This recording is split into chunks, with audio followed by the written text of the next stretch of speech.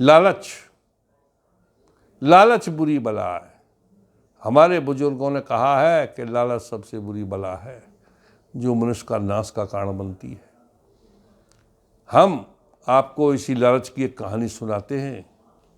यदि वीडियो पसंद आए तो सब्सक्राइब करें और दोस्तों से भी शेयर करें। एक निर्धन लकड़हारा था। वो रोजाना सूखी लकड़ियां काटकर उन्हें बाजार में बेचकर अपनी गुजर बसर करता था। परंतु वो लकड़हारा बहुत ईमानदार था। उसे भोजन के अलावा कोई ज़्यादा लालसा नहीं रहती थी कि मुझे अधिक धन मिले। उसे मात्र भोजन तक चिंता रहती थी। एक दिन वो वन में एक नदी के किनारे वृक्ष था, उस पर से सूखी लकड़ियां काट रहा था। उसी समय लकड़ी काटते समय ही उसके हाथ से फिसलकर उसकी लकड़हारे की कुल्हाड़ी नदी के पानी में गिर गई। वह बहुत गहरा पानी था। लकड़हारा पेड़ पर से उतर आया और पेड़ के नीचे बैठ कर रोने लगा, क्योंकि उसकी इतनी हिम्मत नहीं थी कि इतने गहरे पानी में से अपनी कुल्हाड़ी को निकाल लाए। परिणाम स्वरूप जब वो काफ़ी देर उसे विलाप करते हो गए तो वहाँ वन देवता आए और वन देवता ने उससे रोने का कारण पूछा। जब उससे रोने का कारण पूछा तो उसने बताया कि मेरी कुल्हाड़ी नदी में गिर गई है। वन देवता ने नदी में डुबकी लगाई और एक सोने की कुल्हाड़ी ले आए। बोले, क्या ये कुल्हाड़ी तुम्हारी है कि नहीं? वन देवता ने पुनः डुबकी लगाई और अब की बार चांदी की कुल्हाड़ी ले आए और बोले, क्या ये कुल्हाड़ी तुम्हारी है? ईमानदार लकड़हारा बोला, नहीं, ये भी मेरी नहीं है। तीसरी बार में जो उसकी असली लोहे की कुल्हाड़ी थी, वन देवता तीसरी डुबकी लगाई और उसे ले आए। क्या ये तुम्हारी कुल्हाड़ी है? हाँ हाँ, सचमुच ये मेरी कुल्हाड़ी है।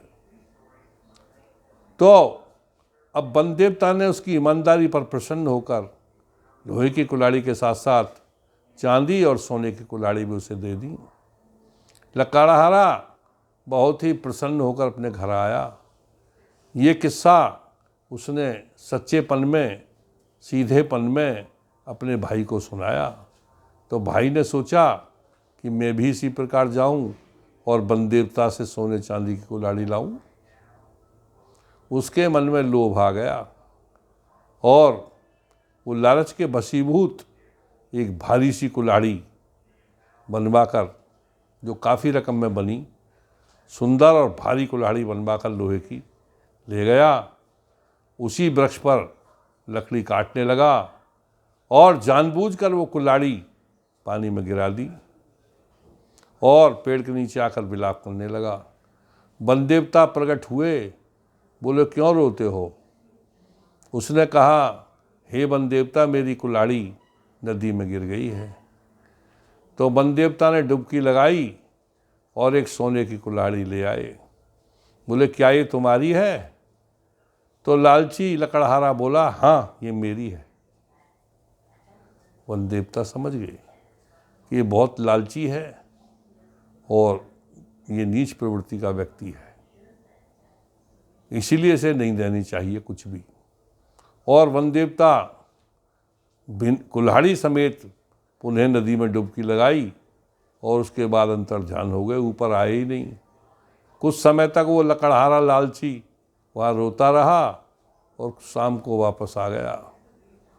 तो उसे अपनी लालच में, सोने की कुल्हाड़ी के लालच में, उसने अपनी लोहे की कुल्हाड़ी भी गंवा दी।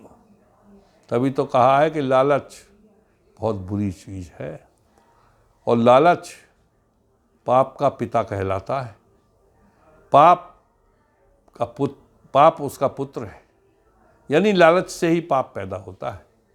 इसे हम एक छोटी सी कविता के रूप में प्रस्तुत कर सकते हैं कि लालच सबसे बुरी बलाए, बलाए जो मानव का दुर्गुण होता, मानव का दुर्गुण होता, बुद्धि विवेक को खोता। लालच में बुद्धि और विवेक नष्ट हो जाता है। लालच सबसे बुरी बलाए, जो मानव का दुर्गुण होता। लालच मानवता को खाता, हत्या जैसे पाप कराता। मानवता नष्ट हो जाती है, यानी कि लालच मानवता को खा जाता है और मानव मानव का शत्रु बन जाता है।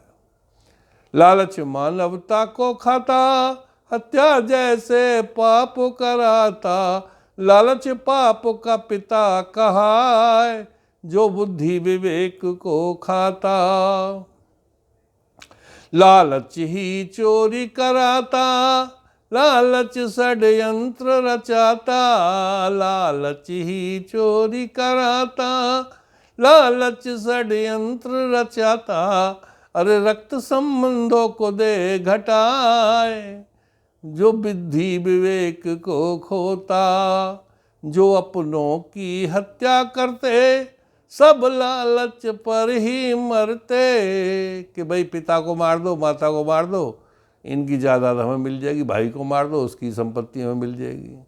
तो संपत्ति के लालच में, धन के लालच में लोग अपनों की हत्या करने से भी बाज नहीं आ रहे हैं। जो अपनों की हत्या करते, सब लालच पर ही मरते। ये अपनों को पराया कराए, जो बुद्धि विवेक को खोता। बुद्धि विवेक को खोता, मानव का दुर्गुण होता। लालच सबसे बुरी बड़ाई, जो मानव का शत्रु होता। जो लालच को तज पाता, वो देव तुल्य हो जाता। जो व्यक्ति लालच को त्याग देता है, वो देवता के समान हो जाता है। जैसे पुरातन काल में हमारे लाल बहादुर शास्त्री ईमानदार हुए, उनको लालच नहीं था, केवल श्रम का मूल्य मुश्किल से लेते थे। आज हमारे आदित्यनाथ योगी केवल श्रम का मूल्य मुश्किल से लेते हैं, वो भी नहीं, वो भी कुंवारी कन्याओं को व्यवहार चल देते हैं, उन्हें कोई लालच नहीं है। जो जिसे लालच नहीं होता, वो जनकल्याणी कहलाता है और वो देवता और भगवान बन जाता है। हमारे रामकृष्ण जो हुए हैं, वो जनकल्याणी हुए हैं, उन्हें लालच नहीं था। कृष्ण ने जहाँ भी राजगद्दी, राजा कंस को मार के राजगद्दी छीनी, परंतु स्वयं नहीं ली, अपने नाना उग्रसेन को ही बैठा दिया। महाभारत का युद्ध कराया, लेकिन स्वयं राजगद्दी नहीं ली, युधिष्ठिर को बैठाया। लालच दिमाग में नहीं था, इसीलिए उनकी पूजा होती है। अर्थात जो लोग लालची नहीं होते, वो देवतुल्य या भगवान के तुल्य होते हैं। जो लालच को तज पाता, वो देव तुल्य बन जाता। ईश्वर का रूप ले जाए, ये मानव का दुर्गुण होता। लालच सबसे बुरी बलाए, ये लालच मानव का दुर्गुण होता। इस कहानी से हमें शिक्षा मिलती है कि हमें लालच में गलत कार्य नहीं करना चाहिए, अर्थात श्रम का मूल्य लेना चाहिए। अन्यथा जो बिना श्रम किए हम कोई धन लेते हैं या वस्तु लेते हैं, तो वो लालच के वशीभूति लेते हैं। इससे यही शिक्षा मिलती है कि हमें लालच त्याग देना चाहिए।